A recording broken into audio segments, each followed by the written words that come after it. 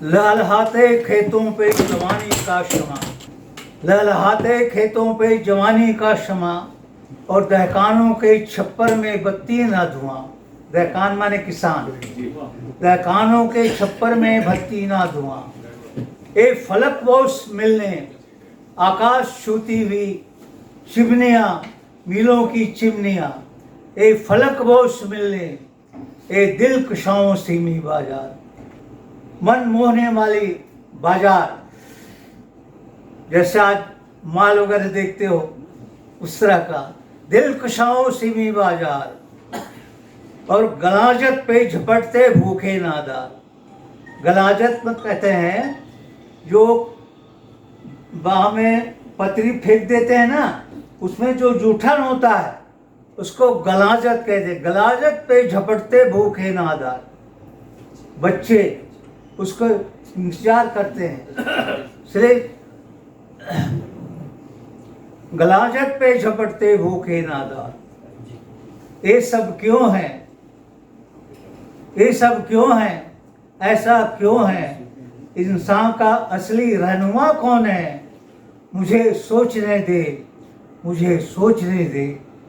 ये शेर साहिल लुधियानी का है। दूसरा शेर साहिल लुधियानी का कह रहा हूँ। मेरी सदा को दबाना तो खैर मुमकिन है। सदा माने आवाज। मेरी सदा को दबाना तो खैर मुमकिन है, मगर हयात की ललकार कौन रोकेगा? हयात माने जीवन, लाइफ। हयात की ललकार कौन रोकेगा? नए ख्याल की परवाज रोकने वालों, नए ख्याल की परवाज में उड़ान रोकने वालों, नए अवाम की तलवार कौन रोकेगा? नए अवाम की तलवार कौन रोकेगा? हमारे समाज की एक मनोवृत्ति है। हमारा समाज दयालु दयालु होता है। अपने दुश्मन पर भी रहम खा जाता है। हमारी परंपरा रही है, संस्कृति की परंपरा रही है। इस पर भी एक शेर है। तगाफुल के आगोश में, तगाफुल माने बेध्यानी, तगाफुल के आगोश में सो रहे हैं तुम्हारे श्रम और मेरी वफाएं। तगाफुल के आगोश में सो रहे हैं मेरी सितम और तेरी सितम और मेरी वफाएं, मगर ए मेरे मासूम कातिल, तुम्हें प्यार करती है मेरी दुआएं। तुम्हें प्यार करती है मेरी दुआएं।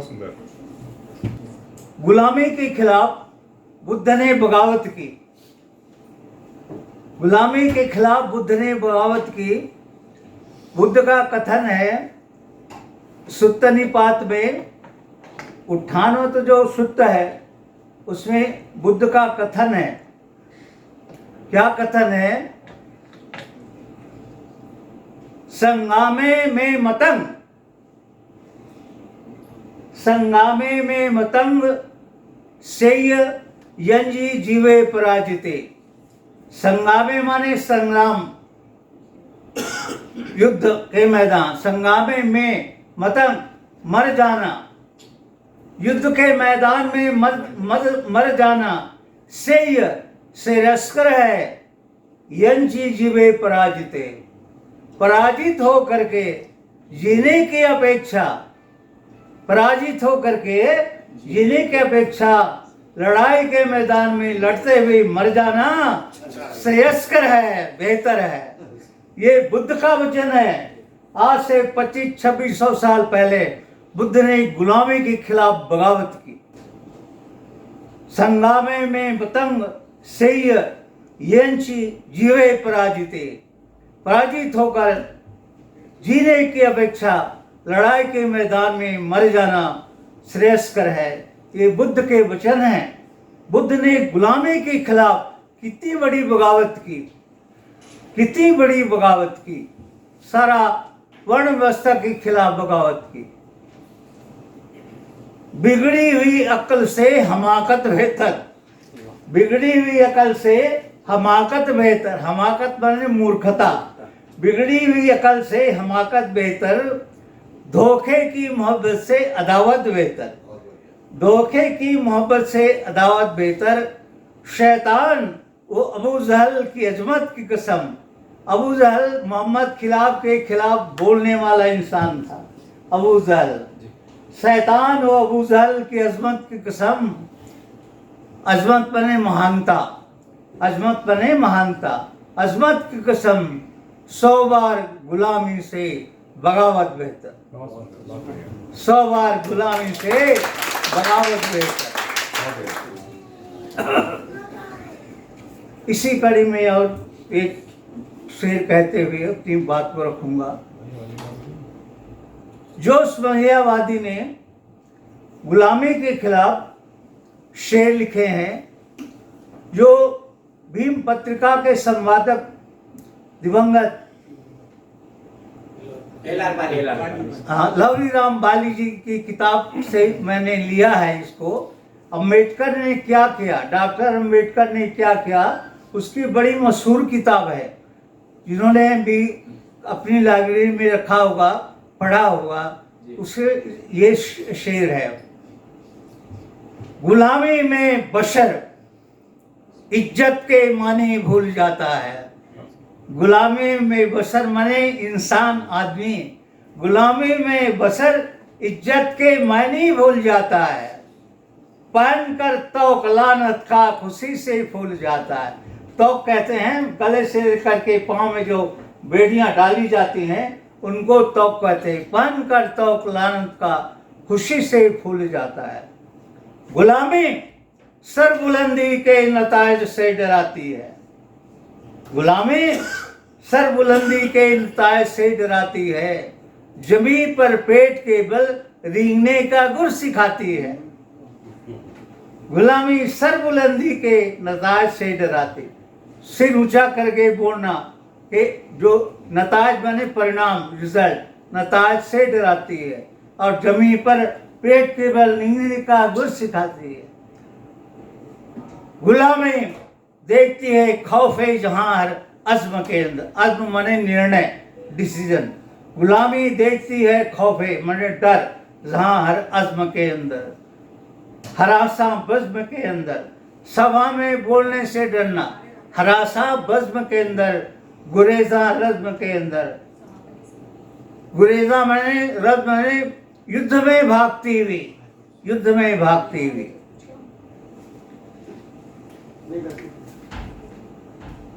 जहादे जिंदगी में जल्लाद के डर से, जहादे माने संघर्ष, जहादे जिंदगी में जल्लाद के डर से गुलाम अपनी गर्दन काटते हैं अपने ही खंजर से। क्या बहुत बढ़िया। जहादे जिंदगी में खंजरे जल्लाद के डर से गुलाम अपनी गर्दन काटते हैं अपने ही खंजर से। गुलामी अपने हाथों जंजीर बनाती है, गुलामी अपने हाथों जंजीर बनाती है, पहन कर यह जेवर नाचती है और गाती है। इसलिए बाबा साहब ने कहा गुलामों को गुलामी का एहसास करा दो, बगावत कर देगा। कौवे की तरह 100 साल की जिंदगी जीने की अपेक्षा एक दिन सम्मानपूर्ण जिंदगी लाख गुना बेहतर है। बाबा साहब ने हमें सिखाया, गुलामी के खिलाफ बगावत करना सिखाया। ये जितनी भी खंड है गौतम जी की, जो 14 खंड है, इनमें क्या चीज है? बगावत के खिलाफ आह्वान ही तो है।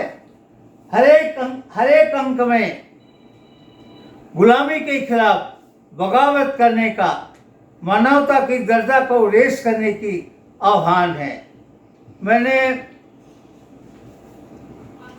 मेरे पास पूरा 14 खंड है,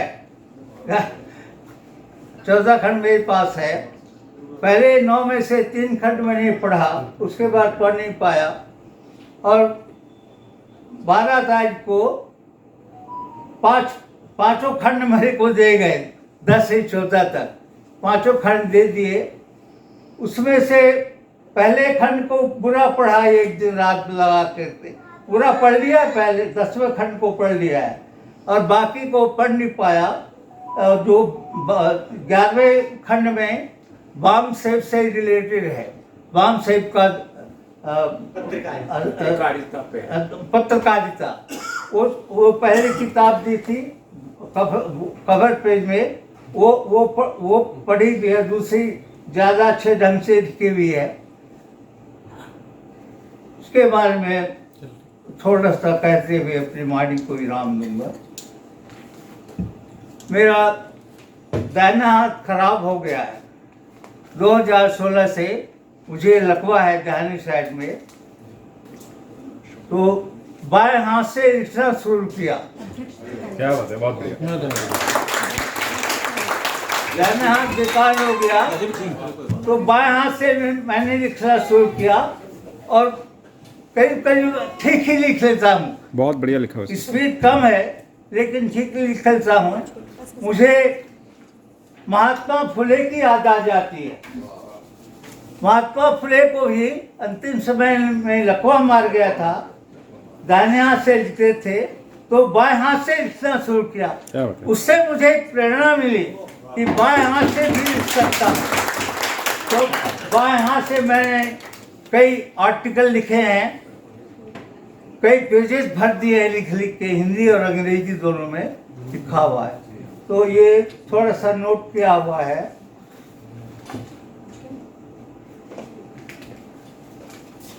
हाँ ठीक है। ये 10वें चैनल में जो है ये YouTube चैनल है। YouTube चैनल में 50 जो हमारे लोगों के मेडिकल YouTube चैनल है उसका हवाला है। उसमें जो जो बातें कही गई है उसके बारे में लिखा हुआ है।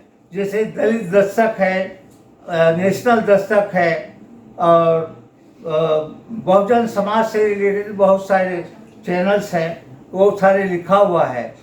तो उसमें करीब करीब 50 के करीब चैनल्स हैं एक पहले अध्याय में। दूसरा खंड जो इसमें समर्पण किया है, किनको समर्पण किया है वो मैं पढ़ के सुना देता हूँ। अनुसूचित समाज के उन तमाम कर्णधारों को समर्पित जिन्होंने पत्रकारिता पर समाज को सामाजिक, राजनीतिक, धार्मिक, शैक्षिक अधिकार दिलाने का प्रवेश किया, ये समर्पण है। और इसमें 3 अध्याय हैं। दूसरे अध्याय में ये खंड, अच्छा उसके बाद खंड 2 में आता हूँ। खंड 2 वाम सेब के जन संचार माध्यम पत्र पत्रिकाएँ हैं। इसमें करीब करीब 11 पत्रिकाओं का उल्लेख है। और खंड 2 में, खंड 12 में आदिवासी पत्रकारिता है। आदिवासी पत्रकारिता में पत्र पत्रिकाएँ करीब करीब 22 है। पढ़ नहीं पाया, इसे जल्दी जल्दी नोट करके लाया हूँ। 22 पत्रिकाएँ हैं। इसमें समर्पण है। आदिवासियों में अंबेडकर जन संचार के लिए प्रयासरत उन तमाम लेखकों एवं पत्रकारों के लिए यह भाग समर्पित है।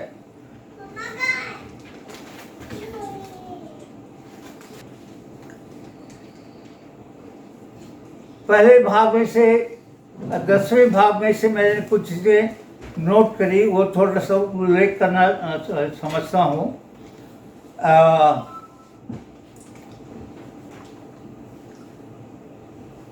टॉप 85 टीवी के संपादक ने लिखा है, एक चाय बेचने वाला स्टेशन पर चाय बेचता था। एक चाय बेचने वाला स्टेशन पर चाय बेचता था, वही चाय बेचने वाला अब स्टेशन बेच रहा है। वही चाय बेचने वाला अब स्टेशन बेच रहा है। रेलवे का निजीकरण कर दिया, जानते हो, हवाई जहाज का, एयरपोर्ट का निजीकरण कर दिया और तमाम इसे बी मिशन में विशाल कुमार कोसंबी के महाशय भिक्खूलाल इनके पूज्य पिताजी हैं। महाशय भिक्खूलाल पूज्य पिताजी हैं और हरिप्रसाद तमटा जी ने जो काम किया उसके बारे में उल्लेख है। स्वामी अच्युतानंद हरे के बारे में भी उल्लेख किया गया है। वामन मेश्राम वाम से 21 राज्यों और 551 जिले में कार्यरत है। हाँ, धाकड़ टीवी में विवेकानंद के का हवाला है, ये बड़ा इम्पोर्टेंट सुनने लायक सुनिए। 1883 में पानी मुँह सोख रहा है। बैठी बैठी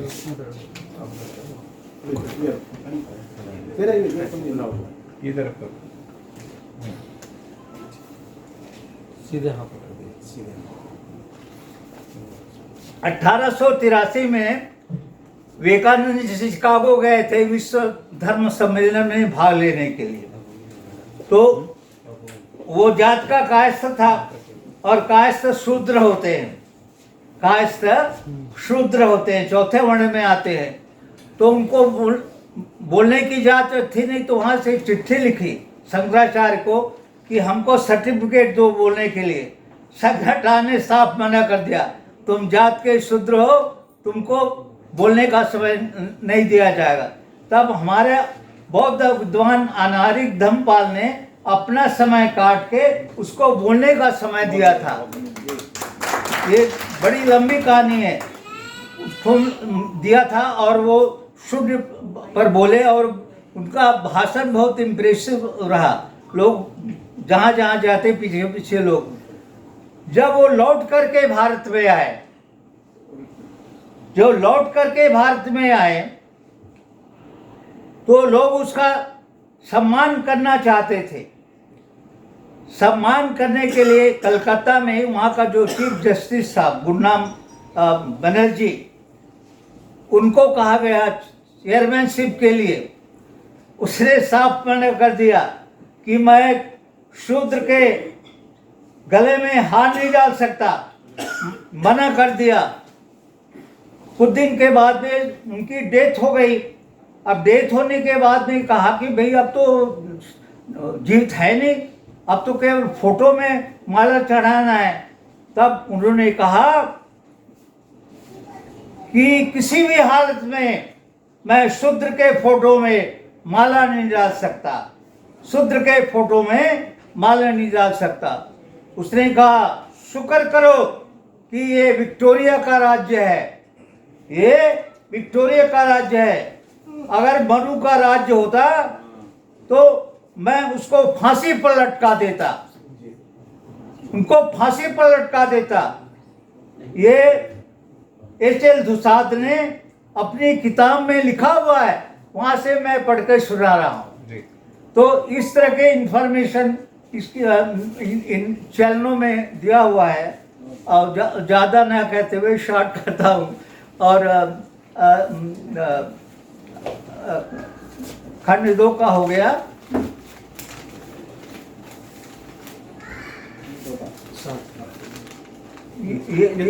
ये तो हो गया, एक बच गया, 14 पे।